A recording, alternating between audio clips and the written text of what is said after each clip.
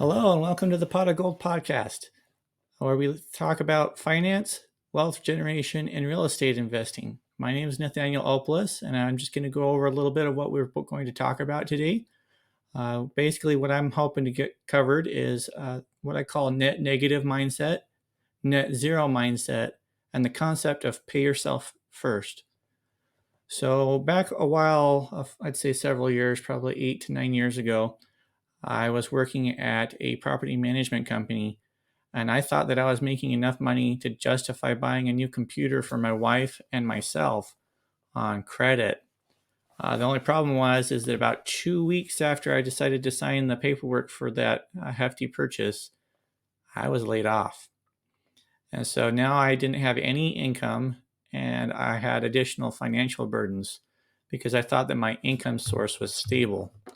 And I ended up needing to spend credit from credit cards to cover my debts, and it sunk me farther into a hole for quite some time. Now, I found another job that covered our expenses, but I realized that I would need to start looking for a house that my wife and I could live in. And at the time, we were sharing a small studio apartment of maybe 350 square feet. There was only enough space for a bed, a dresser, and a small fish tank, I think, because the turtle was living with us at the time. Yep. And so what I was doing is I was working as a customer service representative, and I was attempting to upsell people on the telephone so that they'd buy cable television.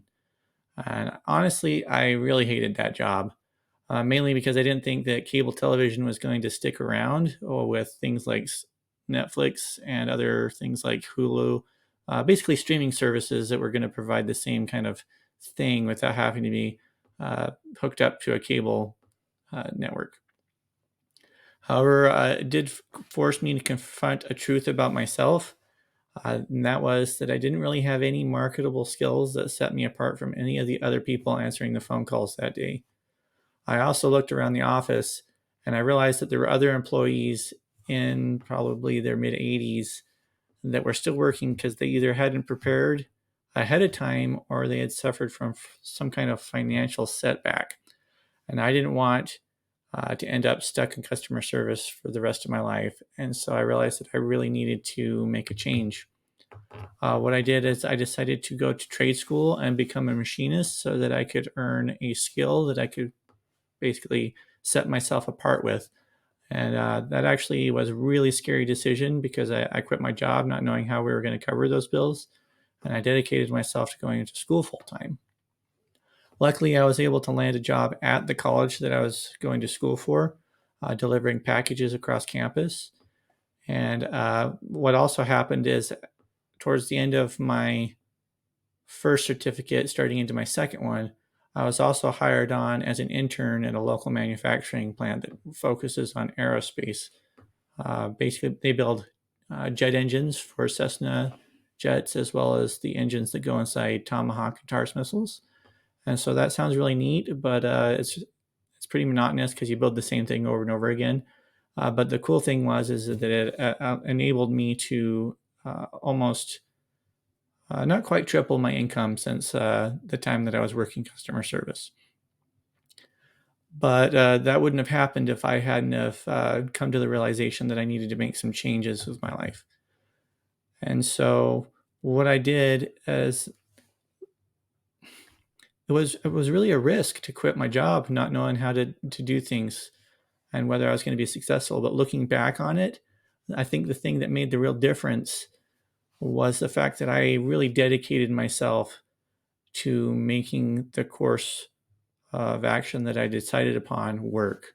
And so I really went into my studies and I really put all my efforts into making the thing that I decided successful.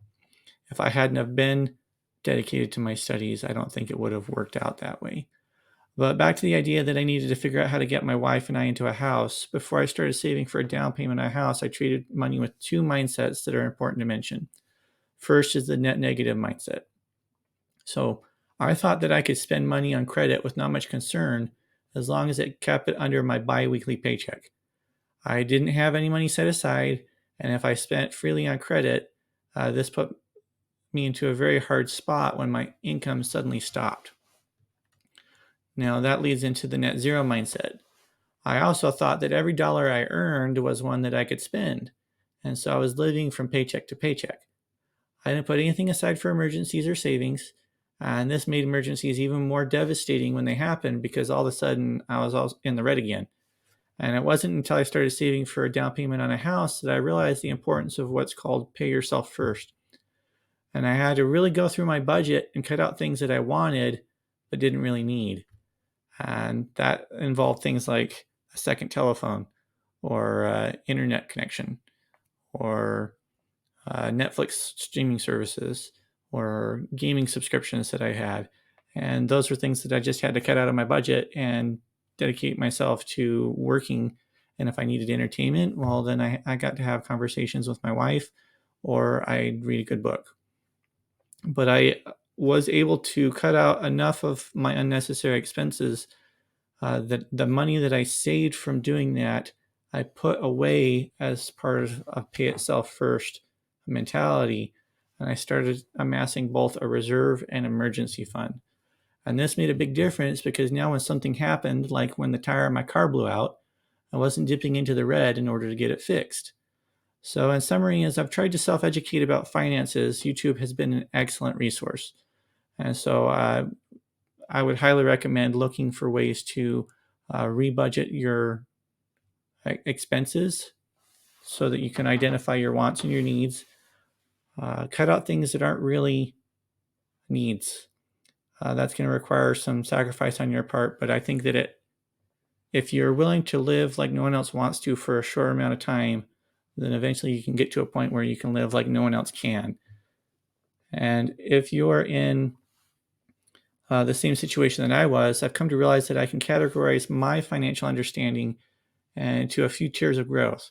First, if I was in the net negative mindset, I need to move to a net zero mindset where I don't spend any money that I don't have. So chop up the credit cards. They're not actually doing you good at this point in your life. And once you've managed to figure out your spending to where you're only spending what comes in, that's when you move on to paying yourself first. And it helps to mitigate emergency costs and keep you from going into the red when things like a car repair show up. I'd like to thank everybody for tuning in. Next time, I'm going to go over what comes after Pay Yourself First. This has been the Pot of Gold podcast, where we talk about finances, wealth generation, and real estate investing.